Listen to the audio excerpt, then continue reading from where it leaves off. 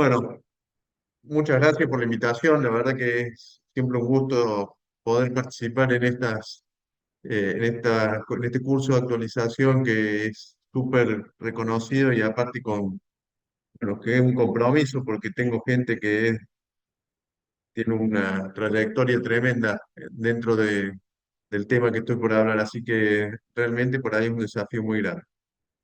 Antes que nada, a mí me gusta siempre presentarme. Yo soy de Córdoba, se van a dar cuenta por la tonada. Trabajo en el Hospital de Niños, que es el que está a la izquierda, y la Clínica Universitaria Reina Fabiola, que es de la Universidad Católica a la derecha.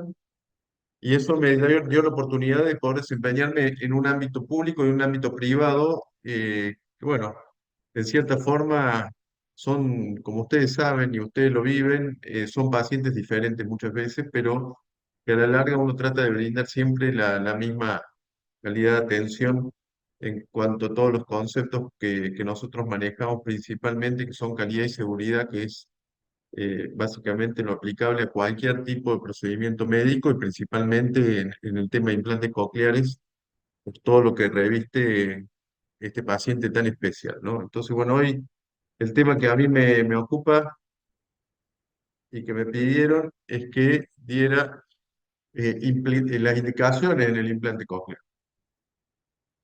Bueno, yo les voy a hacer una introducción que aunque parezca a lo mejor un poquito árida, me parece que es muy importante porque si no incurrimos en el error que pasa en todos lados de creer que el implante es simplemente una cirugía. Y el implante implica todo un proceso que empieza con toda una etapa de formación del equipo que va a proceder a hacer el implante coclear, ¿no? Primero que nada, es el resultado final está condicionado por la correcta organización y funcionamiento de un programa. O sea, cuando hablamos de programas, estamos hablando de algo un poquito más importante que una cirugía. Tenemos que tener una selección adecuada del paciente, realizar una implantación segura y eficaz, lo cual no es poco, ¿eh? Normalmente lo que por ahí vemos es siempre en los casos problemas y demás, es que muchas veces hay errores que tienen que ver justamente con esto, de no alcanzar a hacer una implantación segura. Y lo más importante de todo es el seguimiento y control de ese paciente, porque nosotros estamos poniendo un dispositivo en el oído, pero nada es milagroso, o sea, no es que lo vamos a hacer escuchar y ahí terminó. Tiene que seguir un control y un seguimiento para saber que ese implante esté funcionando, que esté en las mejores condiciones y que el paciente tenga una rehabilitación adecuada. Por eso es que cuando nosotros tenemos un paciente de implante, entra en un programa de implante coclear que es básicamente, eh, bueno, todo esto que venimos hablando, ¿no?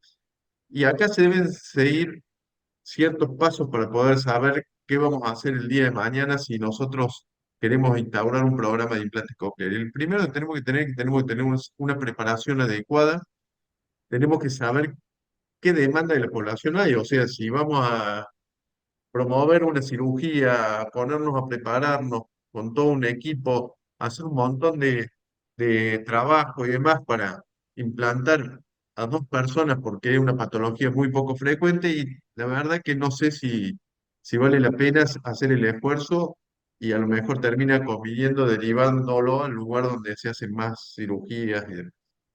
Y por otro lado, tiene que ponerse en la cabeza que esto depende de un equipo multidisciplinario, o sea, creer que el cirujano es el dueño de del paciente y que es el salvador y que es el que va a hacer la cirugía y se termina ahí, es el error más grande que terminan cometiendo todos los centros de implante.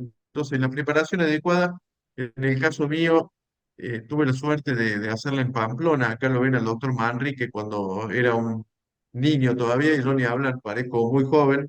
Por ahí van a conocer a algunos de los otros médicos que están ahí. En Pamplona hicimos nuestra preparación y de ahí volvimos con mucha energía y con muchas ganas de decir, "Che, bueno, ¿dónde lo ponemos?". Y ahí empezamos a ver qué demanda de la población había. Y acá yo les presento un poco lo que se veía en ese momento, de que una hipoacusia neurosensorial profunda por cada 1.000 recién nacidos vivos, si lo queríamos aplicar hacia los recién nacidos, que había por lo menos 6 recién nacidos que tenían algún tipo de hipoacusia.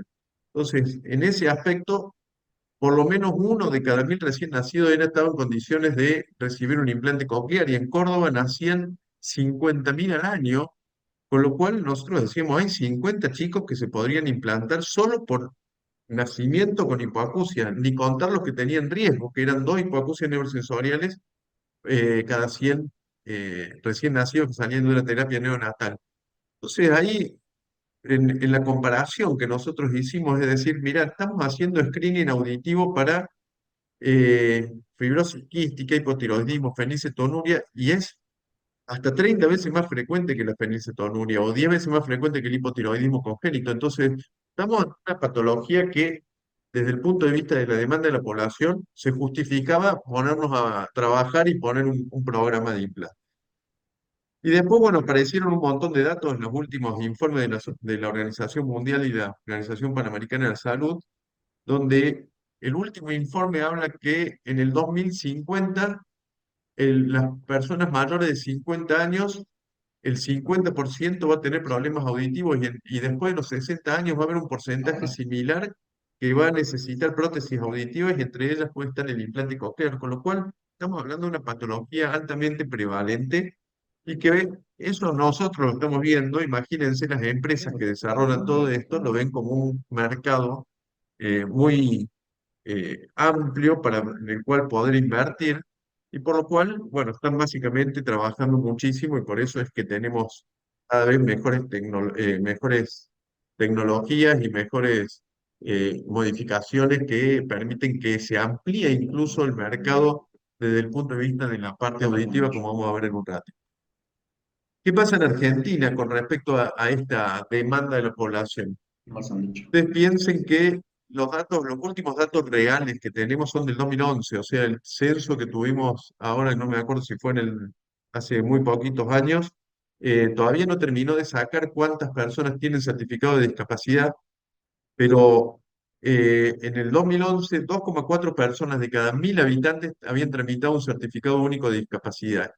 Y en ese contexto a la hipoacusia le correspondía el 9%, o sea, era una patología prevalente dentro de esos certificados de discapacidad. O sea que seguimos hablando de lo mismo. Y por último, es un equipo multidisciplinario, ¿no? Hablamos de preparación, de demanda de la población. Y este equipo multidisciplinario, como está puesto acá en la imagen, sale el otorrinolaringólogo, el audiólogo, la audióloga, la rehabilitadora, el pediatra o el médico clínico, pero gran parte de la estructura de un programa no solamente lo conforman del equipo de salud, sino está en la familia. Independientemente de que sea un niño, un adulto o una persona de la tercera edad, como es ahora, nosotros tenemos que, bueno, la familia ocupa un lugar preponderante porque quienes van a hacer continuar el seguimiento, quienes van a acompañar a ese paciente, quienes se van a preocupar porque tenga lo mejor, van a ser los familiares. Nosotros vamos a cumplir cada uno nuestro rol de la función de informar y de hacer y proceder con lo que nos corresponde, pero no podemos sustituir a la familia en esto. Entonces, ahí es donde entra este concepto de trabajo multidisciplinario para que se pueda obtener siempre lo mejor en el paciente. Y esto es básicamente todo lo que se habla en este momento de lo que corresponde a atención centrada en el paciente, en donde el paciente no solamente es capaz de poder seguir los tratamientos que el médico le indica, sino intervenir en esos tratamientos en forma activa para poder elegir y saber qué es lo que puede y lo que no puede hacer. En los niños quizá es mucho más importante el rol de la familia, porque la primera parte es que los niños son pequeños y muchas veces no pueden verse como hipoacúsicos. Entonces, incluso si son recién nacidos, el niño, ¿cuál es la primera consecuencia de ver que no responde, de que tiene hipoacusia? Es que no habla, pero el desarrollo del habla se produce recién después de los 6 o 8 meses, cuando empieza a balbucear y a tener algunas palabras. Y hasta ese momento puede ser muy difícil que los padres lo vean como hipoacusia y eso termina generando a lo mejor demoras o delay en el diagnóstico. Y es muy importante por eso la contención de la familia, explicarles todo lo que pueden llegar a ver y todo lo que tienen que hacer. Entonces, ya entrando más en el terreno de la implantación, nosotros podemos separar estas etapas donde nosotros vamos a poder estar en contacto con el paciente básicamente en tres periodos. La etapa preimplante, la implantación y la etapa postimplante. Ahora a nosotros nos toca la etapa preimplante. En esta charla vamos a hablar solo de eso, en donde definir el candidato, evaluarlo y poder proponerle la cirugía es donde está nuestro fin, ¿no? ¿Y cómo llegan nuestros pacientes? ¿Cómo llega este paciente a la consulta? Básicamente llegan por dos vías. Una, si son niños, llegan por el programa de detección temprana auditiva. O sea, en este momento en Argentina ustedes saben que hay muchísimos programas funcionando y eso permite que nosotros podamos, de alguna manera, poder identificar los pacientes rápidamente para poder actuar. Y la población infantil es la población más numerosa en este momento que se termina implantando, con lo cual me parece que es un programa de detección temprana auditiva bien constituido termina siendo una fuente de derivación muy importante. Y por otro lado están los médicos o los profesionales de la salud que están ligados a todo este trabajo, que son otorrinolaringólogos, pediatras, clínicos, audiólogos, profesores de solo, fonoaudiólogos, psicólogos, psicopedagogos, que todos los que van viendo que el paciente por ahí no terminó de funcionar con las prótesis habituales y bueno, pueden ser candidatos de implante. ¿Cómo fue la evolución para poder llegar a entender eh, la, a la situación donde estamos actualmente? El primer implante, como lo conocemos hoy, multicanal, yo no voy a hablar de la historia del implante porque es muy larga, pero ¿cómo llegamos al implante que hoy tenemos, que fue el primer núcleo que se puso en el año 1981, que fue un núcleo 22, que lo conocimos hasta la década final del 90? Bueno, en el año 81 fue el primer implantado en Australia, que por el profesor eh, oh, bueno, se me olvidó ahora, eh, Green Clark, si no me equivoco. Después, en 1987, se hace el primer implante en Argentina, lo cual ustedes fíjense que no estamos tan lejanos en la primera implantación. Y de ahí hay una serie de sucesos a través de la historia del implante que nos llevan a las indicaciones que tenemos hoy. Ya en el año 93, el profesor Lenhard en Alemania describe la técnica de la subsurgery como la técnica de cirugía de preservación. Fíjense que nosotros ahora estamos hablando de preservación auditiva todavía. Esteban Bercellini dio en el Congreso todo lo que es preservación auditiva en el Congreso argentino hace menos de un mes, en una charla magistral e impresionante, con una cantidad de data actual y demás, pero los inicios de todo esto son en el año 93, o sea, hace muchísimo tiempo, y eso ha ido evolucionando a través del tiempo. Y este médico ya tenía en la cabeza que nosotros tenemos que producir el menor daño dentro del oído interno para tener las mejores condiciones desde el punto de vista auditivo. Después, en ese momento, lo único que se implantaba eran pacientes polinguales adultos o prelinguales adultos. eh, en el año 98, 2000, perdón, y ahí en Córdoba en el año 98 se permite implantar pacientes hasta los 2 años, o sea, mayores de 2 años, y después cercano al 2000 ya menores de 2 años, con lo cual se amplía muchísimo el espectro de pacientes que nosotros podíamos implantar, y después nos terminamos dando cuenta que posiblemente eran los mejores candidatos porque estos pacientes estaban dentro del periodo crítico auditivo, entonces estos pacientes cuando recibían una implantación coclear, cuando no funcionaban con audífonos ni ningún otro tipo de prótesis, eran pacientes ideales. En el año 2001 aparece la Ley Nacional 25.415 de detección temprana auditiva, pero no estaba instrumentada, y a partir del año 2007, que, bueno, para nosotros significa un hito en Córdoba, porque nosotros hacemos el primer implante bilateral simultáneo acá en Córdoba, en un niño de 1 año, que es en este momento un estandarte de pacientes implantados bilateralmente. Bueno, ahí se empieza a plantear, yo venía de Pamplona, de haberlo visto Manrique, que venía implantando todos bilaterales, hasta ese momento eran todos unilaterales, aunque parezca increíble. Y bueno, se empezó a plantear esta posibilidad de la implantación bilateral y simultánea. En el 2010 se reglamenta la ley que habíamos dicho en el 2001. Fíjense, pasaron 10 años hasta que recién se reglamenta y empieza a aparecer presupuesto para esta ley de detección temprana auditiva. Y desde el año 2010, sucesivamente, yo no puse fechas porque es muy difícil poder establecer fechas precisas, pero hasta la fecha, en el año 2024, empiezan a aparecer indicaciones que ya son mucho más extensas, desde las hipoacusias asimétricas, hipoacusias con restos auditivos, hasta las hipoacusias unilaterales, con un oído normal y otro oído que no escucha, en forma sucesiva y como indicación. Siempre lo que se tiene que tratar de obtener es la binauralidad.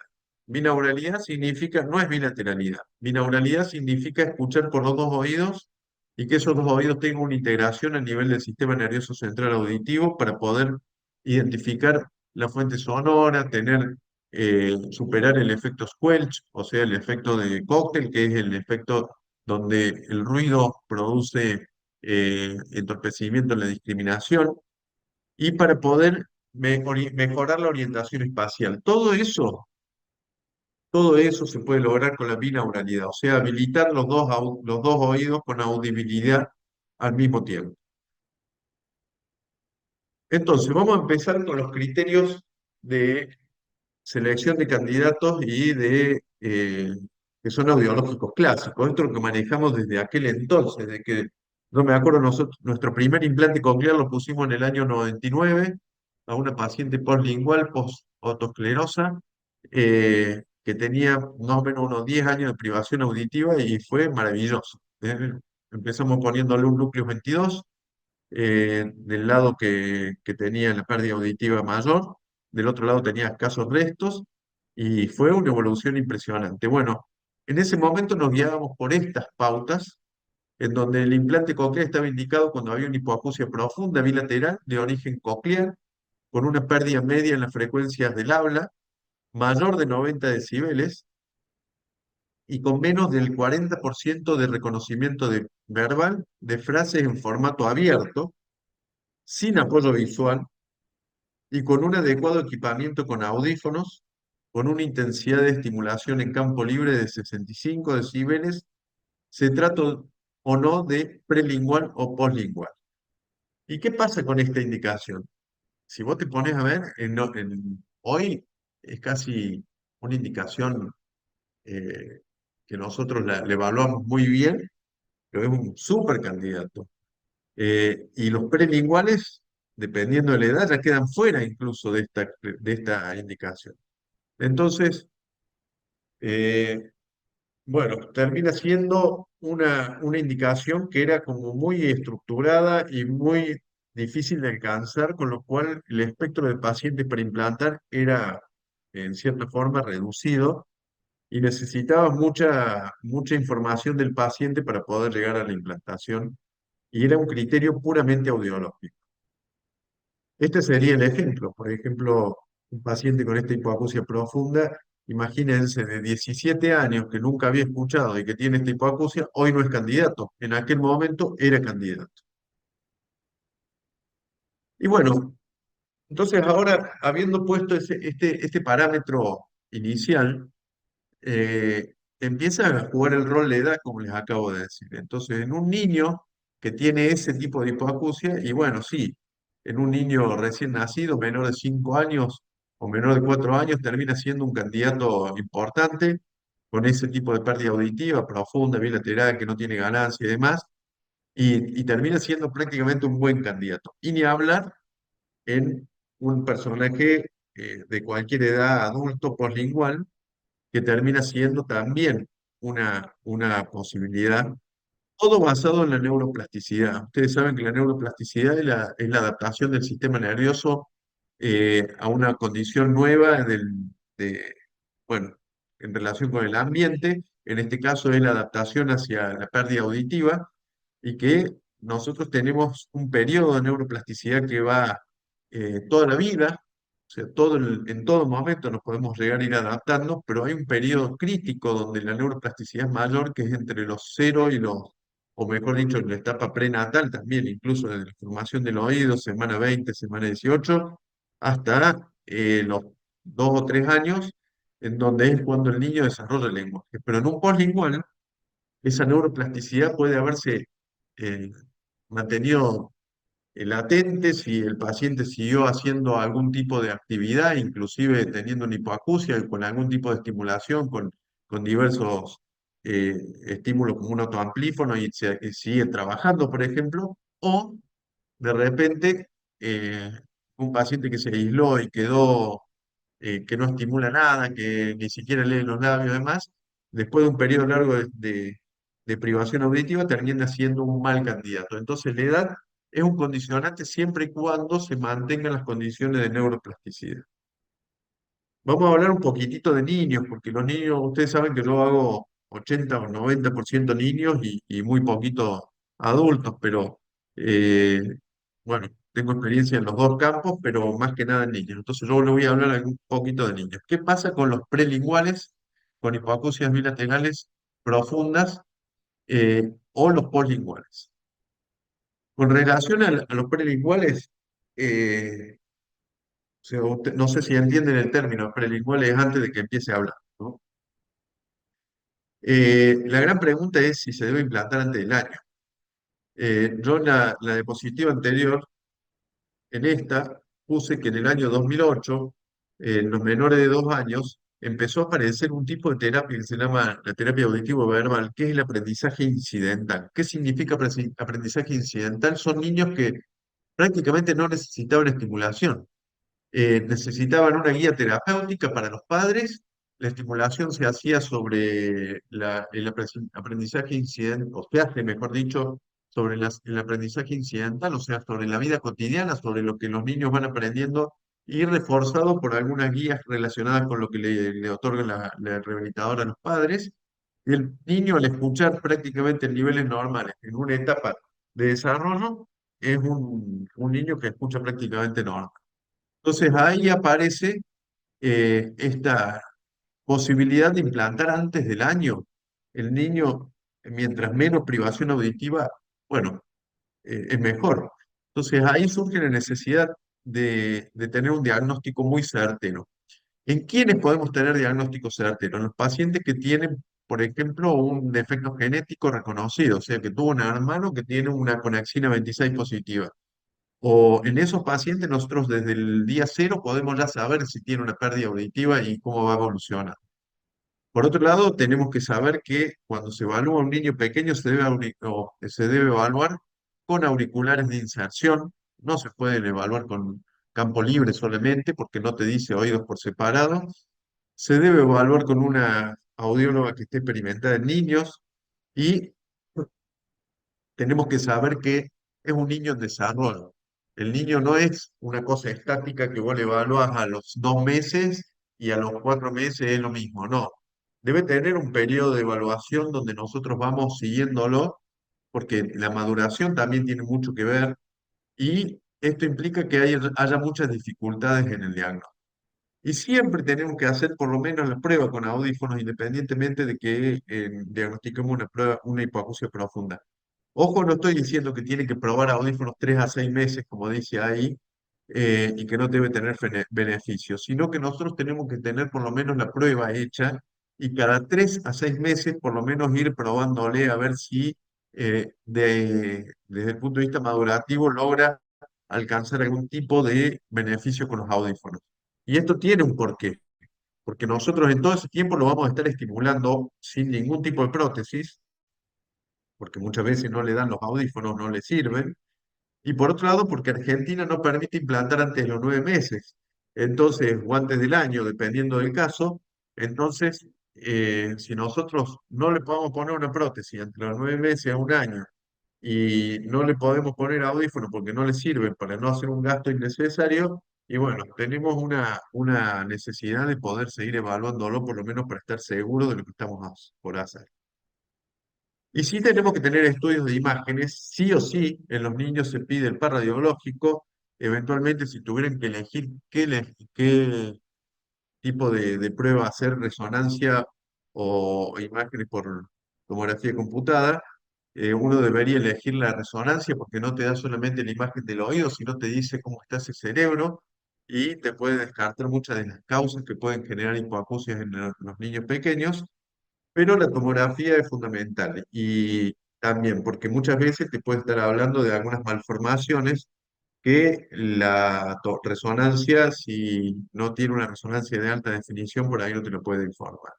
Tenemos que saber que existe el nervio auditivo, que tiene lo ideal sería pedir cortes parasagitáleos oblicuos para poder establecer que existe el nervio auditivo, que tiene el tamaño adecuado, que no tiene ningún tipo de hipoplasia o agenesia, y que, bueno, en definitiva te da los beneficios. Y ahí entramos, si voy muy rápido avísenme, ¿no? Pero no quiero tomarme más tiempo y es un tema por ahí que es largo.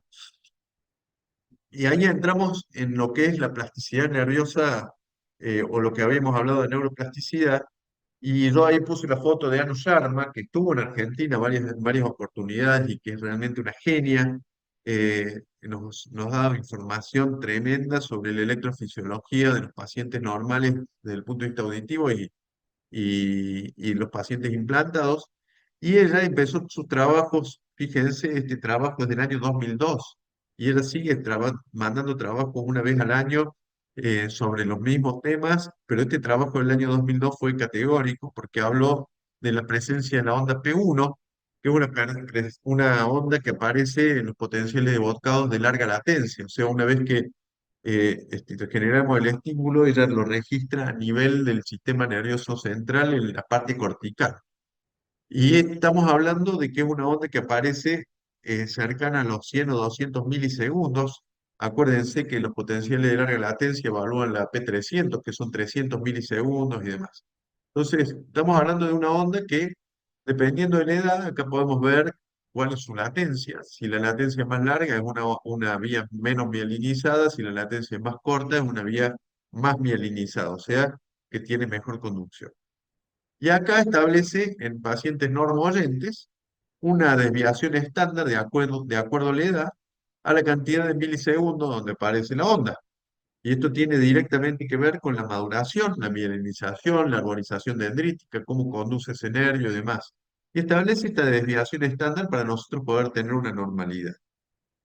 Y después lo compara niños normoyentes con pacientes con implante coclear. Y fíjense, los normoyentes son el triangulito transparente y los que tienen implante coclear son los que tienen el circulito negro. Y lo que está en estas líneas es la desviación estándar. Entonces, a medida que se implantan más chicos, los triangulitos, los redondelitos se acercan más hacia lo que es la desviación estándar y a medida que se implantan más tardíamente se alejan. Con lo cual, vos estás hablando de que si vos implantas más tempranamente, vos podés alcanzar a lo mejor una electrofisiología que está cerca del estándar de maduración de cualquier otro paciente que tiene audición normal.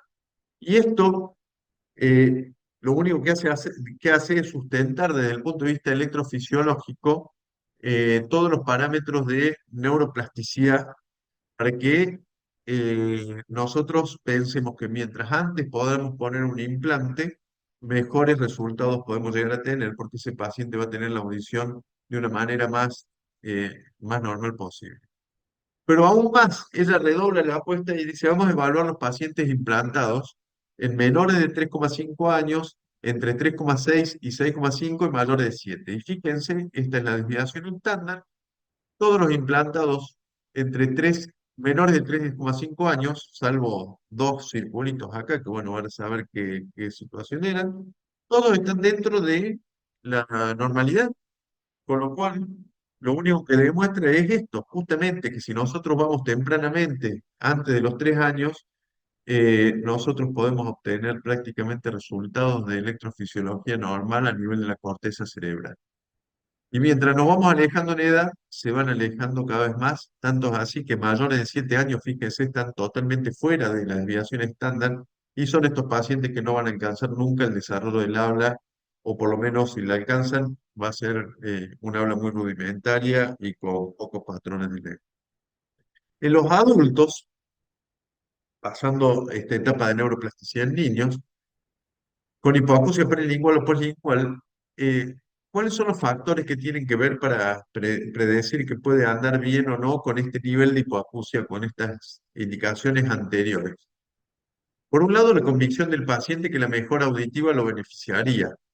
Entonces, ahí está lo que es la expectativa del paciente y ahí está qué es lo que nosotros podemos transmitir. O sea, no, ningún paciente solamente por poner un implante va a andar fenómeno no va a necesitar rehabilitación de más.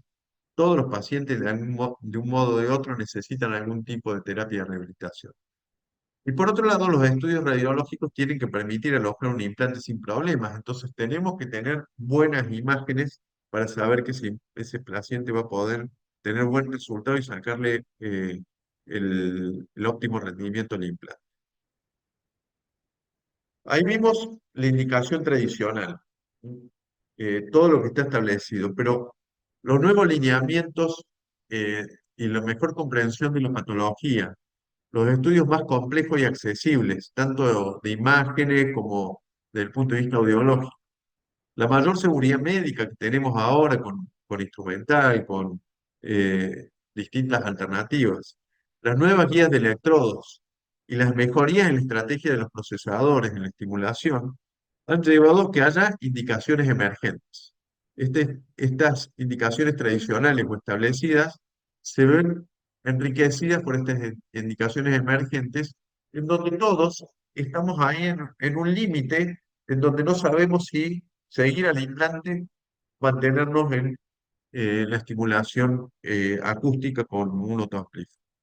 Entonces, en estos pacientes tenemos que tener consideraciones particulares, tanto en el preimplante, en la cirugía, como en el postimplante, y ahí vamos a poder saber qué es lo que tenemos que hacer.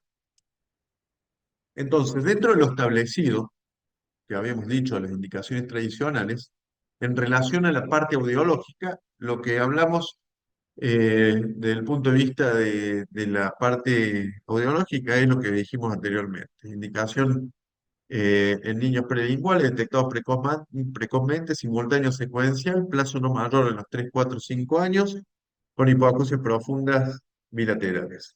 En los adultos poslinguales, esta bilateralidad va a ser casi una regla cuando tienen déficit visual severo o fenómenos de obliteración laberíntica. Ahí no tenemos que dudar en indicar un implante bilateral. Y ahí entramos en un terreno de lo que se llama la estimulación bimodal, porque esto ya es más viejo, pero sigue siendo actual, donde ya pasamos de esa indicación tradicional de decir, bueno, tiene que tener una hipoacusia bilateral profunda y demás, sino ya tenemos un oído que está mejor. Y lo que significa la estimulación bimodal es que uno de los dos oídos está siendo estimulado desde el punto de vista acústico con un audífono con excelentes resultados, como puede pasar en esta audiometría del oído izquierdo. Pero supongamos que este oído derecho lo tiene con una anacusia o una hipoacusia profunda desde el nacimiento, que antes no eran candidatos, ahora existen pruebas que podemos hacer, como por ejemplo un potencial eléctrico con un electrodo que ponemos en el promontorio o en la ventana redonda, y si obtenemos respuesta o algún tipo de sensación acústica, el paciente tal vez podría ser candidato para poder ser implantado. Y también existen estudios de tipo de imágenes, como puede ser un PET cortical, en donde nos puede ayudar si hay encendido del área que corresponde al oído contralateral al que estamos estimulando. O sea, ustedes saben que la vía se decusa. eh, bueno, estaríamos en presencia de la posibilidad de poder poner un implante. Y en estas indicaciones emergentes con las hipoacusias asimétricas o hipoacusias que no son tan profundas, encontramos toda esta gama de posibilidades audiológicas y siempre hablando desde el punto de vista audiológico. Por ejemplo, en esta audiometría, esta es la típica indicación, profunda bilateral, pero en este caso tenemos una caída hacia los agudos con muy buenos restos en los graves. Este paciente muy posiblemente tenga mala discriminación porque no escucha bien, en este caso podría ser las S y las F, que son conectores, y Bueno, termina siendo una dificultad para la escucha con audífonos en ambientes con ruido principalmente y es un paciente candidato. Este otro paciente es un paciente como el que habíamos hablado recién, donde tiene un oído prácticamente anacústico y del otro lado tiene una buena audición. En este caso es un paciente donde el oído derecho termina siendo un paciente con estimulación acústica, iría perfecto, pero en el lado izquierdo, con la simetría que existe entre un lado y el otro, termina siendo a lo mejor una distorsión. Y la bimodalidad en ese caso con un implante coclear del lado izquierdo podría ser una solución. Y el caso extremo sería un oído normal con un oído que no escucha. Y entonces, frente a todas estas discusiones de si nosotros pensamos en estos pacientes, por ejemplo, cualquiera de estos casos, tenemos que tener en cuenta que estos pacientes son evaluados en una cabina sin ruido, en una cabina solo amortiguada, con lo cual significa que este paciente es capaz de escuchar a lo mejor el 65, el 70, el 80% con audífonos y discriminar perdón, discriminar hasta el 80% con audífonos en una cabina cerrada con un estímulo 65 decibeles, pero ese paciente en la vida cotidiana se desenvuelve en ambientes con ruido. Entonces aparecieron estas posibilidades de evaluar en ambientes ruidosos. Esta es una cabina diseñada en la Universidad de Navarra, en Pamplona. La operadora es de la doctora Melissa Vigliano, que es fue residente de nuestra, de la Clínica Universitaria Reina Fabiola, y ella hizo su tesis en Pamplona con esta cabina audiológica en donde, perdón, ustedes ven que el paciente está ubicado en un ambiente donde tiene parlantes a una distancia y una angulación para que tenga eh, una sensación como que está en un ambiente en un ambiente común. Y se le pasan unos videos de situaciones de la vida cotidiana, por ejemplo, la fiebre, una fiesta, partido de fútbol, una clase, etcétera, etcétera, y se le toma la respuesta que tiene en ambiente con ruido, básicamente. Y cuando pudimos ver los resultados de estas evaluaciones en cabina con ruido, vimos que un paciente que a lo mejor discriminaba el 80% con audífonos en una cabina zona amortiguada, en este tipo de cabinas con ruido, terminaba discriminando el 40%. Y ahí ese paciente que con audífonos teóricamente iba a andar perfecto, pudimos determinar que lo mejor era pasarle una implantación cóclea. Estas son situaciones, por ejemplo, en las que el paciente podría ser candidato a implante cóclea, particularmente el oído izquierdo, porque cuando lo ponemos en esa cabina con ruido termina discriminándose.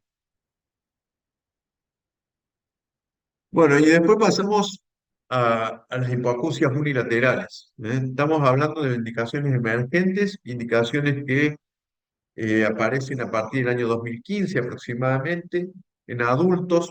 eh, y hasta ese momento nosotros la hipoacusia unilateral no le decíamos nada, le decíamos, mire, se las tiene que aguantar, eh, ajo y agua y bueno, nada, no tenemos nada para darle una solución y se tiene que adaptar.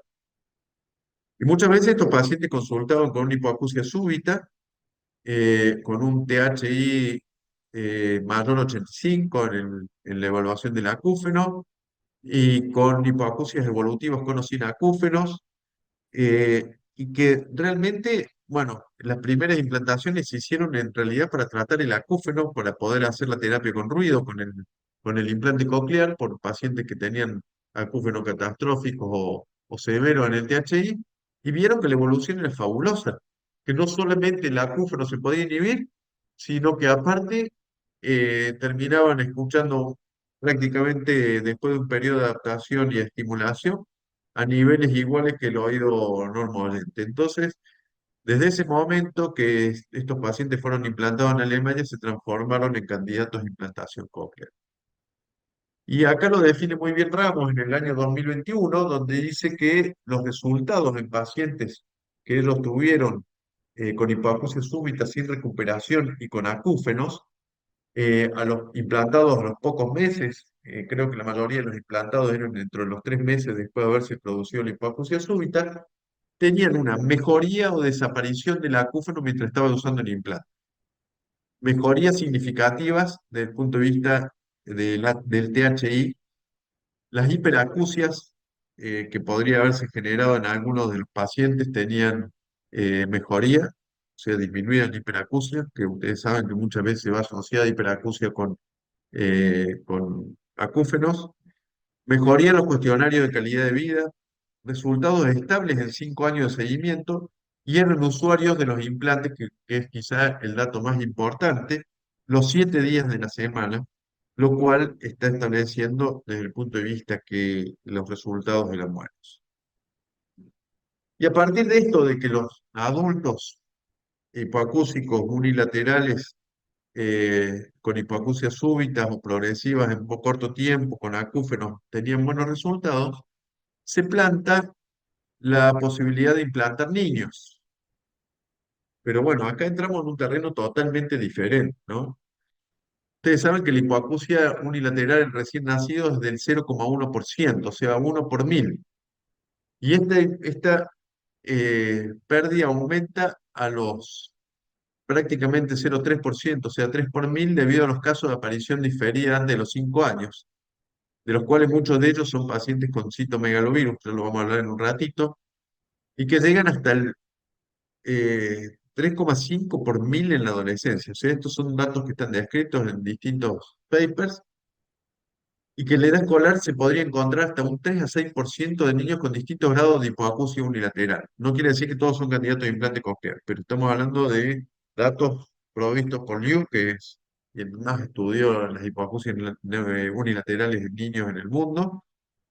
Y hay un dato súper significativo, es que de 108 niños evaluados con hipoacusias unilaterales identificados a través de un screening neonatal, el 42% de esa hipoacusia unilateral, si era moderada, se transformó en severo profunda y un 17% de ellos se bilateralizó, lo cual está hablando de que estos pacientes necesitan no solamente una habilitación auditiva, sino un seguimiento. Me quedan 15 minutos.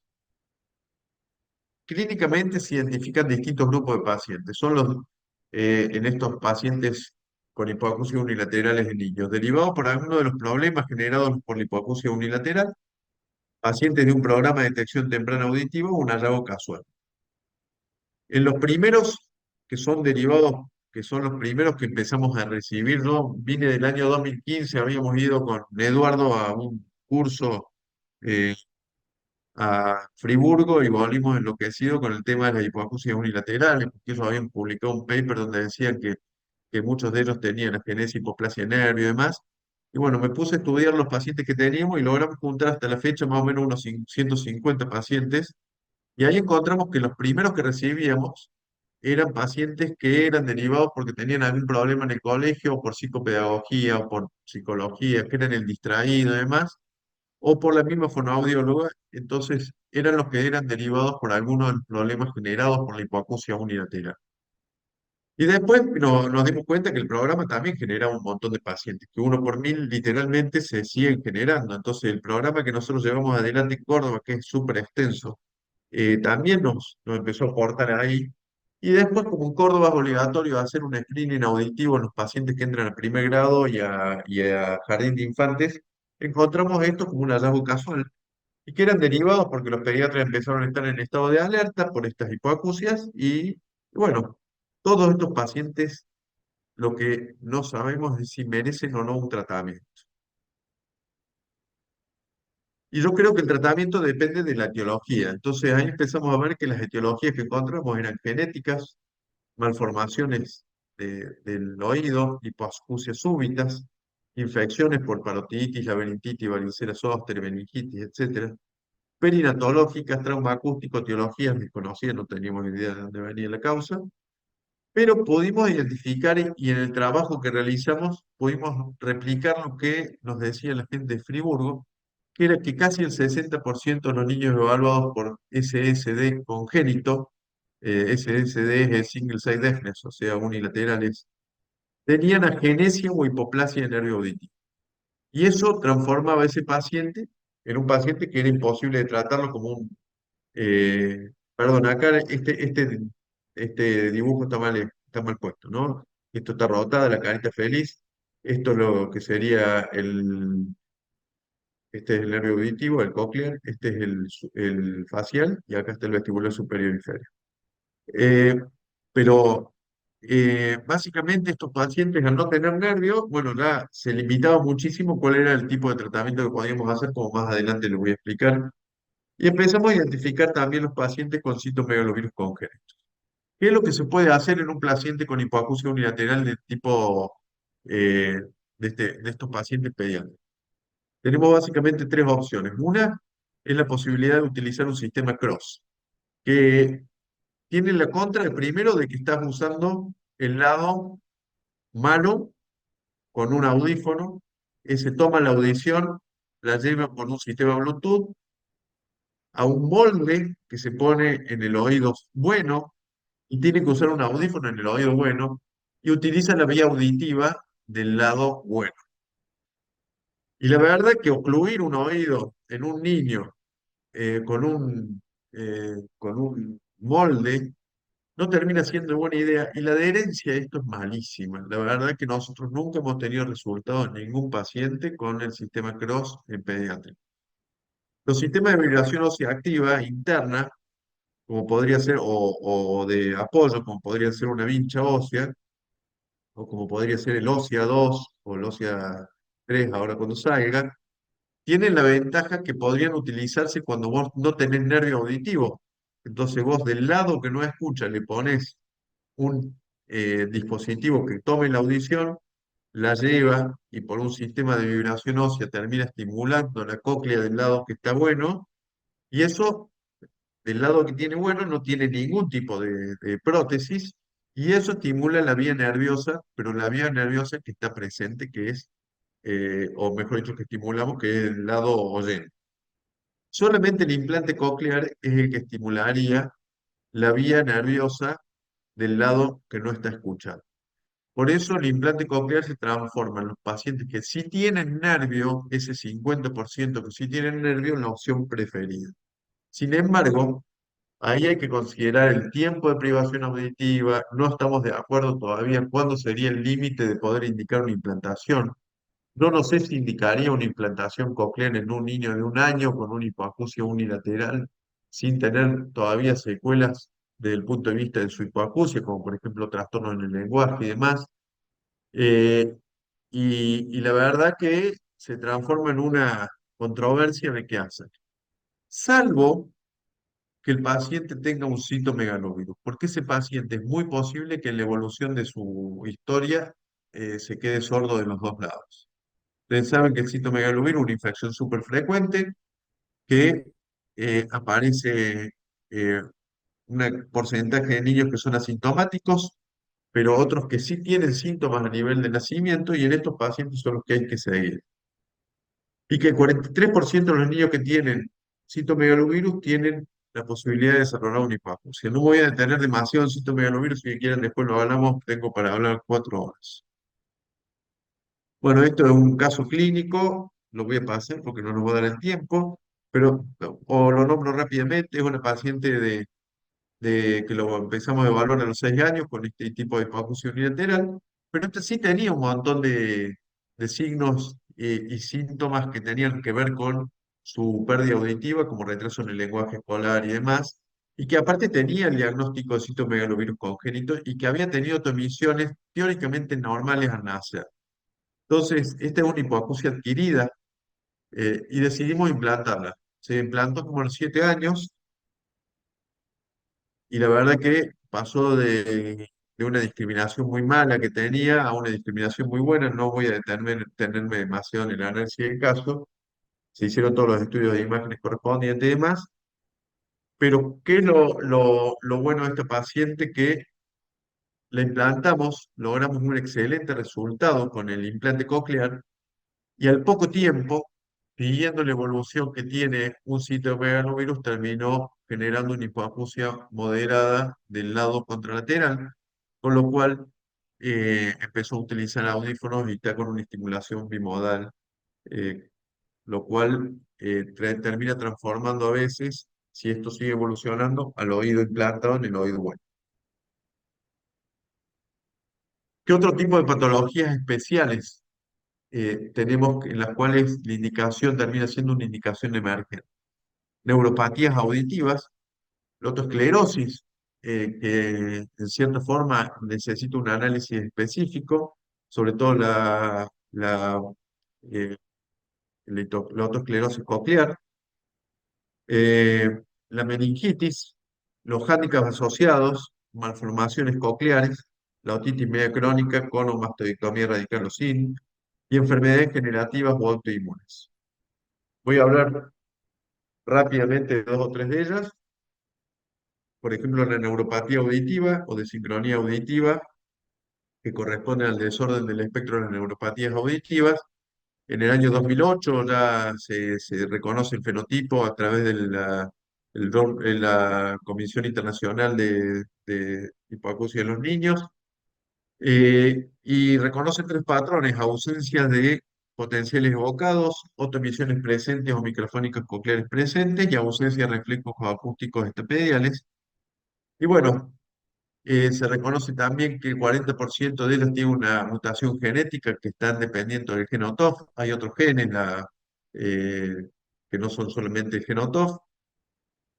El 30% son adquiridas y el 30% idiopáticas. El hecho es que las que mejor pronóstico tienen son las que tienen la mutación por el gen OTOF, que corresponde a una mutación que impide el transporte de los neurotransmisores en las células ciliadas internas con la conexión en el polo neural de la célula para que pueda descargarse el neurotransmisor. Entonces los potenciales evocados auditivos no se desencadenan y por eso son asincrónicos y las autoemisiones están presentes, porque las células ciliadas externas, que son las generadoras de las autoemisiones acústicas, están presentes. Eh, Básicamente el manejo es muy controversial, todavía es controversial en todos los congresos. Bueno, yo soy uno de los que presenta más tipo de neuropatía auditiva, quizás porque nosotros evaluamos pacientes recién nacidos no solamente con autoemisiones, sino también con potenciales evocados, y tenemos una tasa de detección altísima.